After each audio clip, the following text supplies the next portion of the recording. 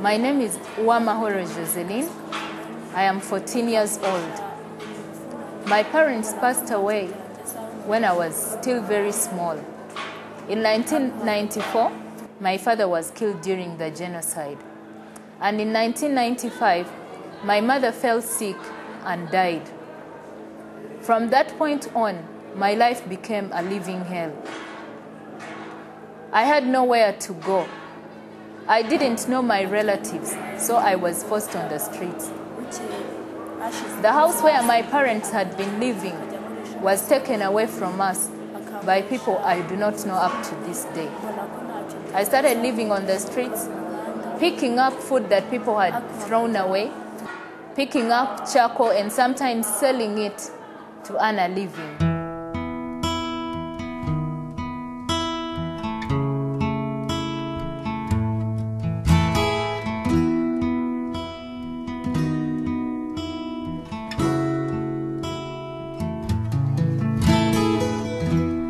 There's no plot.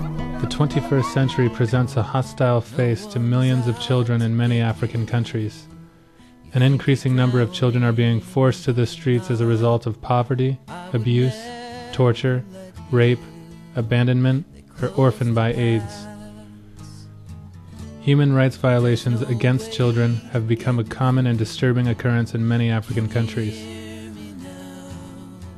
The denial of basic human and legal rights to children are now a defining feature in the African socio-economic landscape. The family, which is supposed to be the bedrock of children's welfare and protection, is today becoming a major cause of the problem of street children. Parents are sending their children into the streets to beg, steal, or engage in petty trade. Children are leaving their homes to escape domestic violence, or because of the breaking up of the family structure. Schools are turning into centers of violence and crime, creating an environment that puts more children on the streets. There is at present no real alarm or outrage from the general public of the increasing number of children on the streets, even though these children face a myriad of diseases, starvation, sexual abuse.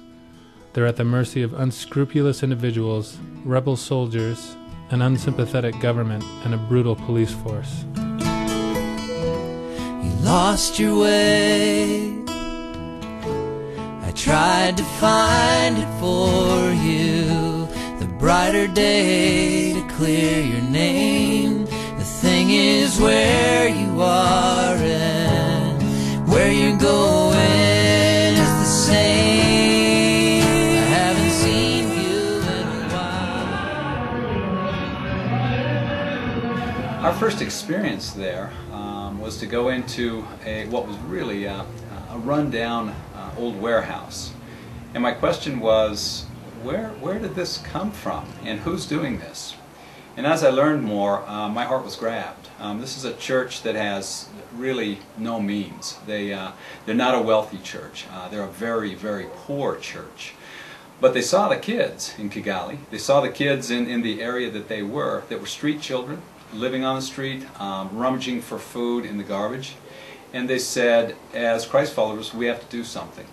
We don't have the means, we don't have the expertise, we're not professionals, but we must do something.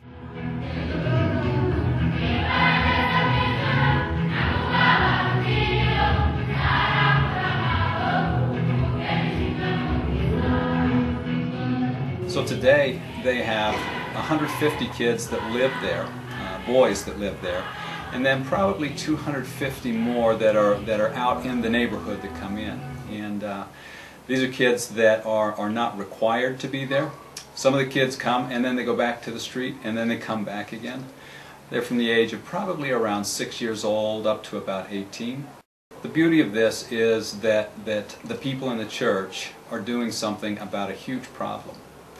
The children, if you look at it, there's really no hope for them without this home. They're coming in without schooling, without food, without clothing. So they're sleeping sometimes 2, 3, or 4 to a little bunk bed, and they don't have a whole lot when it comes right down to it. What they do have is a community that cares for them. They have some people who have said, we're going to make sure that they have a couple of meals a day. We're going to make sure that they get some catch-up education. We're going to make sure that they're cared for. When you visit, you see joy in the kids' eyes. And when they sing, when they dance, it's wonderful. But when you get with them one-on-one, you can see that there's hope. These are not kids that are wandering the street now, wondering where their next meal's going to come from.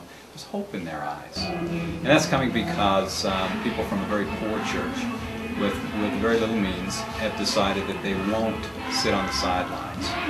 These are kids that are not like kids that are in my hometown back in the United States. They have the same hopes and the same dreams. They would love to go to high school if there were the means for that. They would love to go to university. They'd love to have games to play with and books to read.